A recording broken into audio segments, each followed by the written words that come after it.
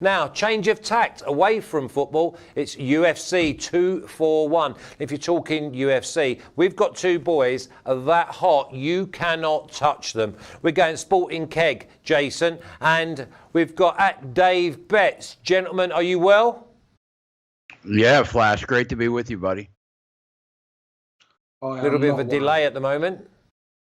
I'm absolutely knackered. Dave, can you hear me okay? Hello? How are you? Can you hear me? Yeah, we can hear you. You talk away. I'm knackered. I was up all night doing a favour for a friend, which has now left me not really caring about this UFC card, if I'm being honest. No. It's one of the best cards this year, and I'm that tired that paying attention to this card is really hurting me today. But we'll crack on and do it anyway, because that's what we do. We do it every week. We do. DC, Miocic, Paulo, Costa, Romero, Anthony Pettis, and Nate Diaz. This is the best three fights we're going to see this year on one single card. Well, let's start with Daniel Cormier versus Type 2. What do you think? It's DC all day. DC is my favorite all-time UFC fighter. The guy is 21-1 professionally. He has one kryptonite in the UFC, and that's Jon Jones. There's no other problem that is going to step in the way of Daniel Cormier. I've been following his career since before UFC when he was fighting for Strikeforce, and I've probably saw one fighter other than Jon Jones, and that would be Alexander Gustafsson, that could give DC any problems. He is an Olympic wrestler. His striking is just gets, every time I see DC fight, his striking gets better. The man is in his 40s and he is still putting people away like he's 30. I love DC. I've got 2 units on him. I've had 2 units on him since the start of the week now, because I'm worried that we might lose that price as soon as the betting public start to realise that Stipe Miocic, his reach advantage and his height advantage doesn't mean shit against Daniel Cormier. What odds did you get, Dave? What odds did you get? I got 1.72 on the decimal. Let me convert that to... That's okay. That's about 8 to 11. Yeah, 8-11 minus 137. Yeah, nice. The American odds. Yeah. Yeah, I think it could, that price could go up, definitely go up. I'm not sure why people would want to back Stipe other than Puncher's chance, really. He's stiff. His head movement's not the greatest. I do appreciate his boxing. He's a great boxer. I believe he's a former Golden Gloves champ or something along them lines. I was reading Jay's article. That's where I found out that news. So, Stipe, great boxing. And, yeah, when it comes to DC, that's as far as it goes for me in terms of giving Stipe any sort of advantage. But I see the exact same thing happening as it did in the first fight.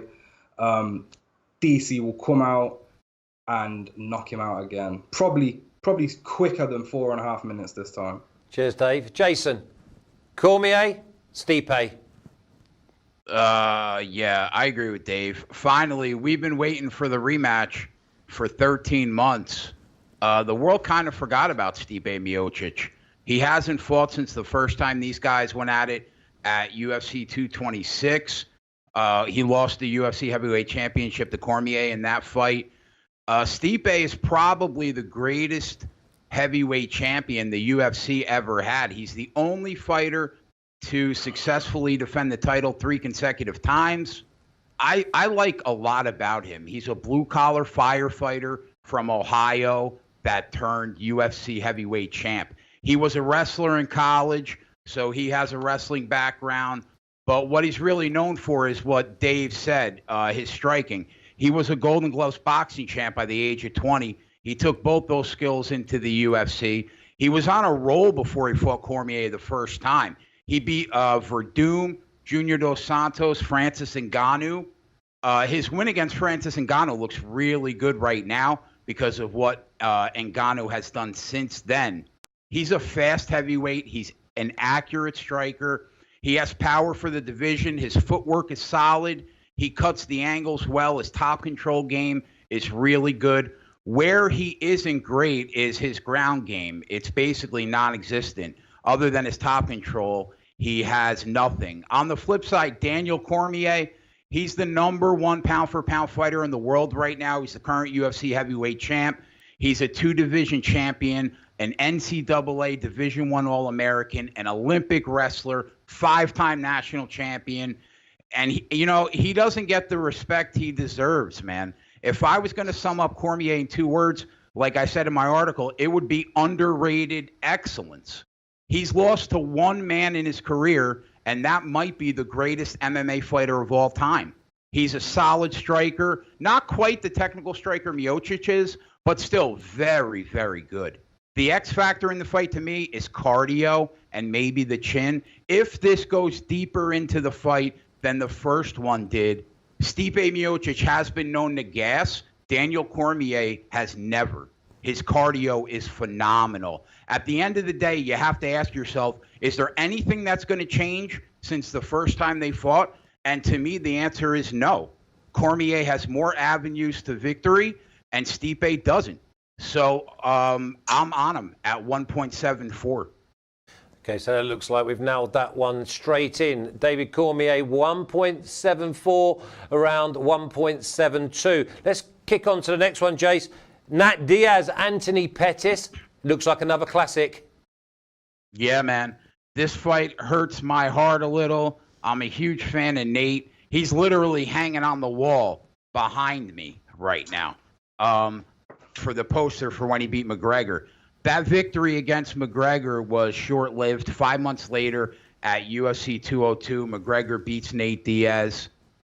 Here's the problem, man. His last fight is almost 3 years to the day from this Saturday's fight against Anthony Pettis.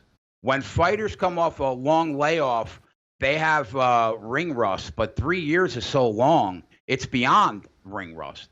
His cardio won't be an issue, though. He runs marathons. He teaches Brazilian Jiu-Jitsu at his brother's academy every day.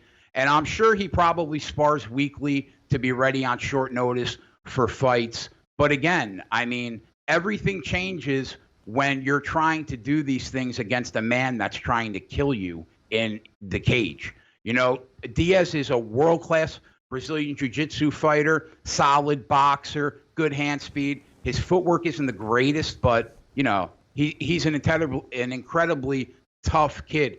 His opponent Saturday, Anthony Pettis, his MMA career was left for dead a few years back.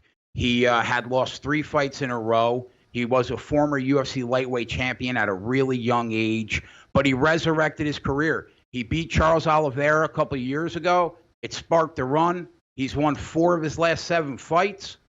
And his only losses in that span are to UFC champions, including 2 really tough fights against Tony Ferguson and Poirier, where he had them both hurt in that fight and couldn't close the deal. He goes up to welterweight in his last fight, which is where Saturday night's fight is, and he knocks out Stephen Wonderboy Thompson. Pettis is surging. He's looked great, and he's a creative, competent striker, Brazilian Jiu-Jitsu black belt. He's going to present problems for Nate Diaz. Had Nate Diaz been active the last couple of years, maybe I could have backed him. But in this spot with all the intangibles, it's Anthony Pettis or pass for me. And for me, it's going to be Pettis at 1.76. 1.76. Dave, 1.76. You like that price? I do, but luckily enough, William Hill offered me 1.80. So, how dare so I you put took it. 1.25 Happy units birthday. on that to give me the full unit back. Good old William Hill, eh? They Oh, don't usually give William. me good prices, but yeah, they pulled through this week. There's not much I can add to that. Jay nailed it. His article on Odds Market will nail it. What can I add? There's nothing to add. Diaz has been off for 3 years. Diaz has been off for 3 years. Sorry. Yeah, sometimes you don't have to say anything. Why don't you start me off with Paulo Costa versus Joel Romero? We were welterweight last time. Now it's middleweight. What do you fancy? the ultimate fanboy experience right now, because we're seeing a guy that has dominated the middleweight division for so long, and similar to DC with his kryptonite. Yoel Romero's kryptonite was Bobby Knuckles. So yeah, this is a tough one for me, much like the Pettis and Diaz one, because the fan in me wouldn't bet, but I have to use my brain, and Paulo Costa is a mirrored version of Yoel Romero, in my opinion. Other than the wrestling, they look pretty much identical. Now, one guy is in his 40s and the other guy is in his late 20s. One guy is on the come up. One guy has just lost 2 chances at the title. He's just came out of a court case and he's won over 20 million. I'm not sure where Yoel Romero's head is going to be coming into this fight. Does he really want it? Where is he going to go from here? I can't put my money on a guy who I just don't know where he is right now. Whereas when we look at Paulo Costa, he is on the come up. 12 fights, won them all, and he beats the crap out of everyone that steps in the octagon with him. He was fighting Uriah Hall, who is an awesome striker, has great movement, great footwork, great at distance, and he's also not bad on the inside. But as soon as Paulo Costa started to land those body shots, there was nothing he could do. It was, I need to drop to the floor and stop fighting right now. His body gave up on him. And with Yoel Romero being the tough SOB that he is, I have a feeling this one might go late and we won't see an early finish from Costa. But I'm not sure that Yoel can handle that for 15 minutes. And I don't think he'll have much success against his opponent in the wrestling department. I've been following Romero for a very long time, and I've only bet against him once. So that just goes to show that I have a strong lean here. And his 2 losses against Rob Whittaker, I stayed off altogether because I thought Romero had a shot, but I also didn't want to back against Bobby Knuckles. Now we're here. He's not got much to fight for. Lost to the champion twice. A win versus Costa will not get him a 3rd title shot. It's not going to get him a title shot. He could retire at any point. The man is 42 years old. He could hang it up tomorrow. He could lose tomorrow and hang it up. He could win tomorrow and hang it up. Are you going to bet Paulo Costa? In this spot. You're going to go with Costa? Yes, sir. What price? The price I got in him, which you probably won't get now, is 2.45 at Cole. Wow. So on paper, just names, not ability, just names. Coin flip, okay? You've got one that's got everything to win and really nothing to lose. And you've got one who's just come out with 20 million in his pocket. Relaxationals for him. And yet, we've got to go with the dog. The dog at 2.4. Exactly, Flash. It's a dog or pass situation, my friend. Listen to me now, if Paulo Costa finishes Yoel Romero inside the distance, you will never see a price like this ever again. So I'm going to take it whilst it's there, because if he finishes Yoel, he'll be coming in as with these super heavy favourite lines, and we won't see prices like this again on Paulo Costa. It will be a huge statement to finish Yoel Romero inside the distance, which I think he can do. Dave, love your work. Jace, tell me. Paulo Costa, for you? Yeah, I think Dave nailed it, and I think what you said at the end nailed it, Flash. Honestly, the biggest factor in this fight is I don't know what the guy has to fight for anymore. At the end of the day, Yoel Romero is a machine, right? But he's 42. Like, when the regression has to set in at some point. And Costa he's fighting for everything, Flash. If he wins this fight, he will be the next title contender after Robert Whittaker fights Israel Adesanya in a couple months. I think he is a younger version, and I'm on him. I actually got him at 2.50 on Sunday night. That's Dave's greed. absolutely right. If he wins the fight, he will be minus 250 or more the next time he fights.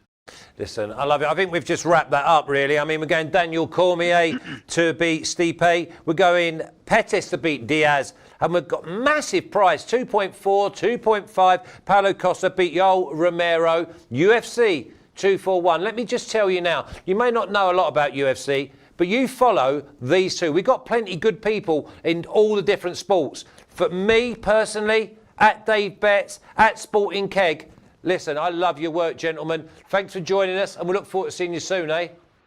It's an honor, Flash. Hey, well done. Go to sleep now, Dave. Thank you, Flash, and have a lovely time in Costa Rica.